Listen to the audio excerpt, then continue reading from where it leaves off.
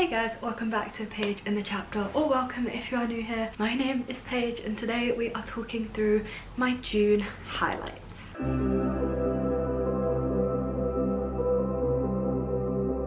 So after my little break from booktube, I had come back with the intention of rejigging the way that I do wrap-ups, because essentially I read quite a lot.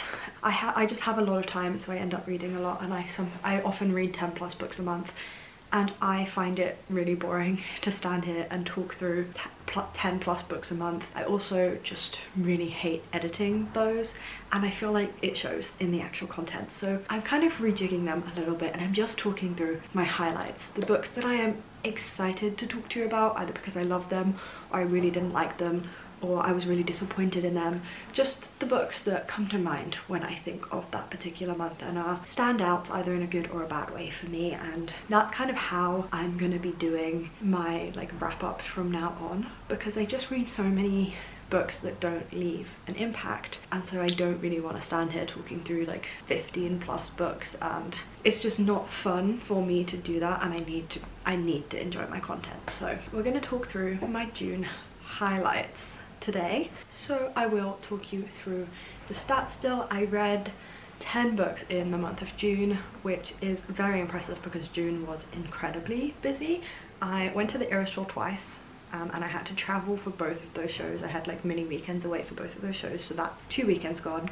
Another weekend was my birthday weekend, another weekend gone, and then the final weekend of June I had plans as well. So 4 out of the 5 weekends of June I was not reading on them, so 10 books is impressive for a month like that. Honestly, the majority of them I am going to be sharing with you today. I'm also going to do a little mid-year check-in as well, because I kind of missed that last month when I was off. My Goodreads goal for the year was 100 books. Secretly, I was aiming for over that. I was aiming to have like my best reading year ever, and it's definitely looking like that will be the case. I have read 69 out of 100 books this year so far, and it is July 7th at the time of filming this, and I am 18 books ahead of schedule. So I am really fingers crossed hoping for my best reading year ever. I want like as big a number at the end of the year as I can possibly get, and I know some people will disagree with the way that I'm approaching this or not understand it, but I just have so much time this year, and I just really feel that motivation to try and read as much as I possibly can. I'm just loving reading and my hobby so much more, and I have so much more time than I ever did as a student to just read for fun, which is crazy because I didn't think working full-time would give me more reading time than being a student did. But so if you guys like the kind of classic booktube TBRs and wrap-ups, then do please feel free to hit that big red subscribe button down below, because you will still be seeing that on this channel. It would just be in a slightly altered form. Also, do please feel free to check me out on Bookstagram at apaigeinchapter, because if you do want to see some of the things that aren't highlights for me, that don't necessarily get brought up in these wrap-up videos, then over on my Bookstagram is the place to see that and see those kind of reviews, because I can do smaller short form stuff over there, which is just an easier way for you guys to see that kind of thing. So without further ado, let's get on into my June highlights. So I went through a slightly weird little phase in June of I just fell into a Kindle Unlimited paranormal romance hole. I saw a TikTok about how fun it used to be reading werewolf stories on Wattpad, and how fun and unhinged and trashy they used to be, and then I saw a lot of people in the comments giving their recommendations for Kindle Unlimited werewolf books that give that same kind of vibe, and so I fell down a massive hole and I read the entire Zodiac Wolf series in the space of a week and a half. And let me tell you, if you want the Wattpad vibes werewolf novel, then this series is it. I didn't necessarily rate any of them highly, but they were just so fun. I think the highest I rated one of them was 3 stars. It's altogether too long of a series. It's a little bit repetitive. I think the first 3 books all start with some kind of kidnapping, but it was just fun and trashy, and once I started I really couldn't stop, and I just binge read the whole series, and so that's why this is a highlight, because I feel like it was just like a whole little moment in time of me just only reading KU werewolf romances. So the Zodiac Wolf series is Werewolf World, where there's 12 packs and they are all like the signs of the zodiac. You have like the Cancer pack and the Leo pack and the Gemini pack, and if you are a wolf that belongs to that pack, then you were born under that zodiac sign, and your wolf will have some of the abilities that are associated with that zodiac. So like the Gemini pack always has twins, the Cancer pack has like a shell like armor so that they don't get hit as hard. Like it's all very tied up in the zodiac, and it's very interesting. And we follow our main character, and she is part of the Cancer pack, but she isn't really treated as such. She doesn't have a lot of their abilities. She is the result of an affair, so she's treated terribly from her pack, and she wants nothing more than to find her mate and get out of there. But then when she does find her mate, he rejects her, and she is lost and abandoned by all of the packs, and she's just kind of forced to find her way. So this is a rejected mate kind of werewolf story. It's honestly just very fun, and I do think that the world building is very thought out and very unique. There are so many merits here, like the character development and the arc of the plot is all very thought out and has some really interesting elements. So I'm very happy that I binge read these. I did very much feel like I didn't want to read any more werewolf stories after binge reading all of these, because I read this whole series in the space of like a week and a half, and then I was reading other werewolf books in between picking up these books. So there's like a period of time where I read a lot of werewolf books in a very small space, and after that I was a little bit done with them and I wanted something a little bit different, which brings me to my next highlight, which is my favorite book of the whole month, possibly one of my favorite books of the year, and I am so happy that I was convinced to read this by some of my friends, because wow, it blew me away. And that book is Nectar of the Wicked by Ella Fields. If you want a shockingly addictive and all-consuming fae romantasy, Nectar of the Wicked is it, I'm afraid. I was so sucked in and so fangirly about this book, and there has just been so much fangirling over this series and Ella Fields as an author now. Ella Fields has announced other series. I believe the sequel to this is already out on Kindle Unlimited, so I am very eager to get on it and get into the sequel, even if the sequel isn't out like in physical form. So I love this story.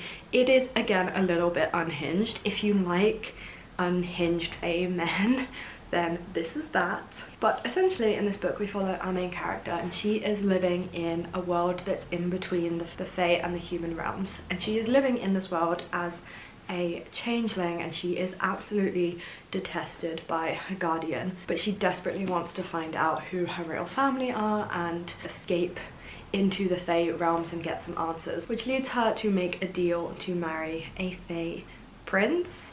Now this is where the slightly unhinged fae male energy comes in, because this guy is such a red flag, but he is also so amazing at the same time. And the way this book ends, I think I actually screamed when I read the last page, and now I cannot wait to get into the next book, to the point where if it comes back to me going back into some other parks and picking up some other prompts, then I will be trying to fit the sequel and Ella Fields' new book in wherever I can, because this woman knows how to write fae romantasies. And yeah, it was just so addictive, and I have it on good authority that I was not the only person to feel this way, because I've had a lot of group chats that have just been blowing up with Ella Fields lately. So get on the hype train, guys. It is so good, and honestly such a highlight of my year. Is it objectively like the best book ever written? Probably not, but just the sheer like fun I had when reading it really took me back to like the Twilight experience, the Hunger Games experience, like just that complete like all-encompassing obsession. That was this. And then the final book I would like to talk to you about in my highlights video. It's one I'm actually matching with right now, and that is Belladonna by Adeline Grace. I am so late to this train, I know that, but when it was blowing up and it was hyped, I could only find the paperback and I just wasn't sold on the paperback. But when I was in Edinburgh, I checked out Toppings and I saw that they had a hardback edition, and I read inside that this is actually like it says exclusive Hot Escape Vault edition, so I'm assuming that's why I have it as a hardback so late in the game. But I really wanted this and it did not disappoint. I am so happy that I finally read this, and I wish I'd read it sooner. I feel so hesitant sometimes to read young adult fantasy, but this was so enjoyable. I saw a review for this which really sold me on it, and if I can find the review I will put it on the screen so that you guys can see like who wrote it, because I'm not trying to take credit for this, but somebody reviewed this as just, if you wanted to fuck death then this is that. And honestly, I was so sold by that review, and I could definitely see where that review came from. In this book we follow our main character Signa Farrow, and it seems that where she goes, death follows. She can't seem to escape it. She has been passed around from guardian to guardian until she's at the very like reaches of her extended family, and death is just following her everywhere. And so in this book we have this kind of a murder mystery style cozy novel with a little fantasy element to it. We follow Signa as she is working with people around the estate to try to get to the bottom of this like murder mystery that's gone on in this fancy manor. We follow her trying to adapt to polite society and learn how to be a young woman, because all this poor girl wants is to live a normal life, get married and be happy, but death will not leave her alone. And I am not one for like cozy mysteries normally, but I picked this up not knowing it was that, and it was such a vibe. I absolutely flew through this book. I am so eager to get my hands on a copy of Foxglove, and I believe the third one is already out as well, so I can just binge read this series, and I am so excited about it. If like me you have been like holding off on wanting to read this, I can assure you that this is very much worth the hype. It's so cozy, mysterious, there's like lovely fantasy elements, there's a lovely like romance subplot, and there's also like a found family element to this book, and found family is one of my favorite tropes. So honestly I could not recommend this anymore, and definitely jump on this hype train along with me. And yeah, this is why I really wanted to do like June highlights, because now I just get to stand here and talk to you about my favorite books of the month, or like little mini obsessions I had throughout the month, and I don't have to talk to any of the books that I don't really want to talk about, so I'm happy. Also, just something else that I want to start doing in these videos is giving you, putting together a little like understanding of where my physical TBR is at. So in the month of June, I already said I read 10 books, obviously because I went down that Kindle Unlimited werewolf rabbit hole. The majority of the books that I read in June were on my Kindle, and I read them as ebooks, so over 50% of the month was on ebooks and not on my physical TBR. So I gained 11 books on my physical TBR in the month of June, and I only read 2 books from my physical TBR in the month of June, so I definitely need to work on this. Obviously because I was traveling and it was my birthday, I acquired more books, but still, just from my book subscriptions alone, if I don't get on top of my physical TBR, I will every month be gaining more physical books than I am reading, which is why I want to keep track of this, keep myself aware of the amount of books that I am gaining and how on top of them I am. And so that is the end of my June highlights. I do hope you guys enjoyed this video. Let me know what you think of the new setup. Obviously this month I didn't have any books that I really didn't like or I hated, so I couldn't really give you an example of how this is going to work, even if there's books that I don't like. But I hope you guys enjoy that I am cutting some of the books that I don't have strong feelings on out of these videos, just because I really want to enjoy wrap-ups more. Before I started BookTube, this was the content that I watched the most and where I would get my recommendations from, so I don't want to rule out wrap-ups altogether, but I dreaded them every month. I really wasn't enjoying it, so I needed to like shake it up a little bit and find a way that I enjoyed them. And I hope you guys don't mind this new setup to them, so do let me know in the comments what you would like to see.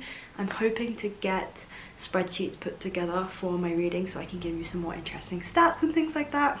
But yeah, it's all gonna be a little work in progress around here, guys, and I hope you can bear with. So if you enjoyed this video and you would like to see more from me, then do please feel free to hit that big red subscribe button down below and stay tuned for future content. I am planning on uploading every single Wednesday and every single Sunday, so that is no shortage of bookish content here for you to enjoy. Also, do please feel free to check me out on Bookstagram at apaigeinchapter if you would like to see what I'm reading and how I'm reviewing it in real time, and you probably get to see a more complete look at my month over there. And so without further ado, I hope you guys are having a fantastic week, you're enjoying everything you are reading, and there are no reading slumps in your future, and I will see you for my next video. Bye guys.